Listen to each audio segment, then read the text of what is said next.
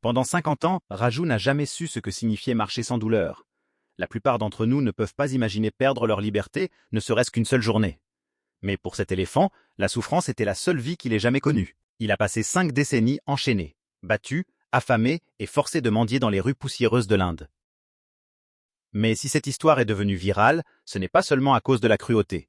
C'est à cause de l'acte impossible que Raju a accompli au milieu de son sauvetage. Lorsque l'équipe est entrée dans un véritable piège mortel pour le sauver, l'éléphant a offert une réaction si rare et si humaine qu'elle a laissé le monde sans voix et a défié tout ce que les experts pensaient savoir sur les animaux.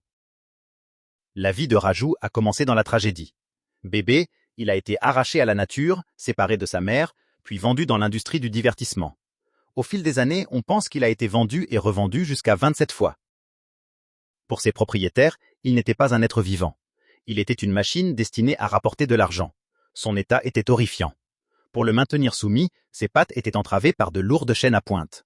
Les pointes étaient orientées vers l'intérieur, de sorte qu'à chaque mouvement, le métal s'enfonçait dans sa chair. Les blessures de ses jambes n'avaient jamais le temps de guérir. Elles étaient à vif, infectées et couvertes d'abcès. En 2014, Raju était maigre et affamé.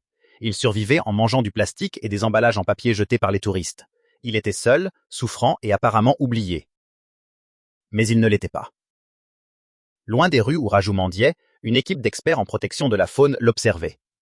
Wildlife SOS, une organisation dédiée au sauvetage des animaux abusés et négligés en Inde, suivait son état depuis des mois. Kartik Satyanarayan et son équipe de sauveteurs avaient documenté les blessures à ses jambes, le gonflement de ses articulations, les infections qui se propageaient et la famine qui le tuait lentement. Chaque instinct leur criait d'intervenir immédiatement. Un volontaire s'agrippa à la rambarde, prêt à se précipiter. « On ne peut pas rester à regarder ça », murmura-t-il. Mais Kartik, le chef de mission, le retint.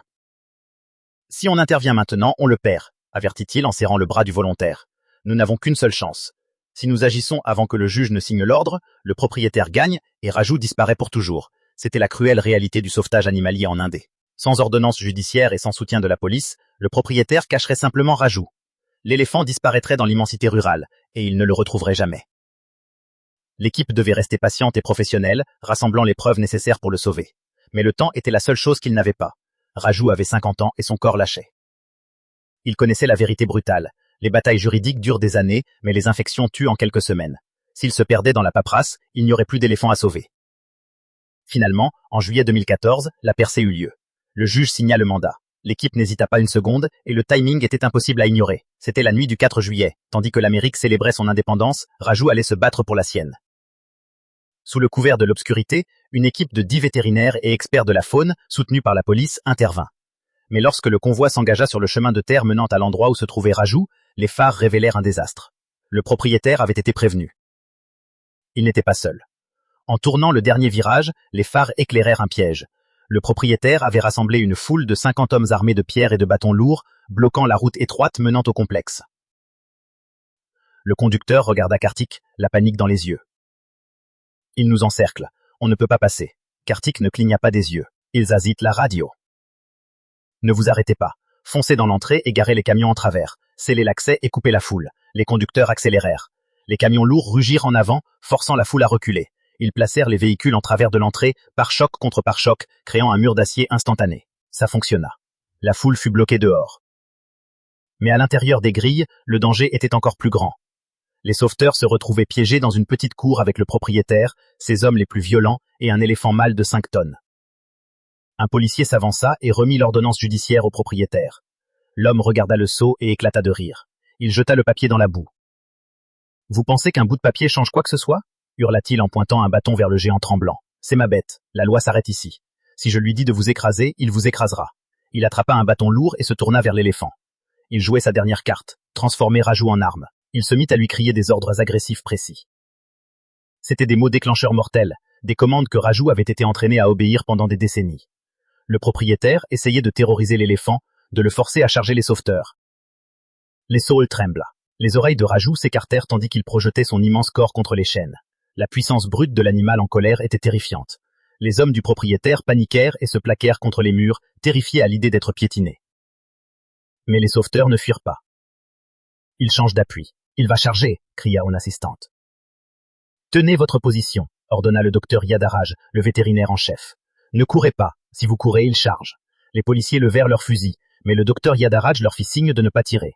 Il leur dit qu'il n'était pas venu jusque-là pour lui faire du mal. Alors ils restèrent immobiles, sans défense, priant pour que l'âme de l'éléphant écoute encore.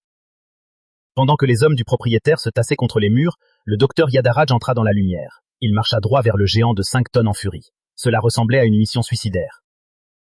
Mais au moment où le vétérinaire atteignit l'éléphant en colère, Raju fit quelque chose qui réduisit toute la cour au silence. Le docteur Yadaraj n'avait pas d'arme. Il sortit de sa poche la seule défense dont il avait besoin, une poignée de fruits frais. Il parla doucement, ignorant les cris du propriétaire. « Doucement, mon vieux, je ne suis pas lui, regarde-moi, je ne suis pas lui. » Malgré les ordres et la peur, l'éléphant n'attaqua pas. Il abaissa sa trompe. Il sentit que le chaos autour de lui était différent cette fois-ci, comme s'il comprenait que ces étrangers dans l'obscurité n'étaient pas là pour lui faire du mal, mais pour le sauver. Le propriétaire abaissa son bâton. Son arme avait refusé de fonctionner. La police saisit l'instant, attrapa l'homme et l'éloigna de la victime qui l'avait tourmenté pendant des décennies. À l'extérieur des grilles, les gyrophares des renforts de police dispersèrent les derniers membres de la foule. La bataille pour le contrôle était terminée. Mais l'horreur physique ne faisait que commencer. Mais la liberté ne guérit pas tout en un instant. Même après la décision du juge, Raju portait encore les cicatrices invisibles de 50 années de peur. Les chaînes avaient disparu, mais son corps et son esprit ne savaient pas encore ce que signifiait être en sécurité. Chaque nuit, les soigneurs l'observaient, silencieux, espérant le voir enfin se reposer. Puis, un matin, quelque chose changea. Dans l'enclos baigné de lumière, Raju s'avança lentement vers l'eau. Il hésita, comme s'il demandait la permission à un monde qu'il ne connaissait pas encore. Puis, il entra dans le bassin. L'eau fraîche enveloppa son corps meurtri. Pour la première fois de sa vie, il ne souffrait pas en bougeant. Il s'immergea entièrement, éclaboussant, jouant, redevenant presque un enfant. Les soigneurs se regardèrent, les larmes aux yeux. Ce n'était pas seulement un bain, c'était le début de sa guérison. Les semaines passèrent. Raju reprit ses forces. Il apprit à dormir allongé. Il apprit à faire confiance. Et surtout, il ne fut plus seul. D'autres éléphants rescapés l'accueillirent, l'entourant doucement de leur trompe, comme pour lui dire « Tu es enfin chez toi ». Raju ne récupérera jamais les 50 années qu'on lui a volées. Mais chaque pas qu'il fait aujourd'hui est un pas sans douleur. Chaque nuit qu'il passe à dormir est une victoire contre la cruauté. Son histoire nous rappelle une vérité simple et puissante. Même après une vie de souffrance, la compassion peut encore gagner. Raju n'est plus un symbole de chaîne. Il est devenu un symbole d'espoir.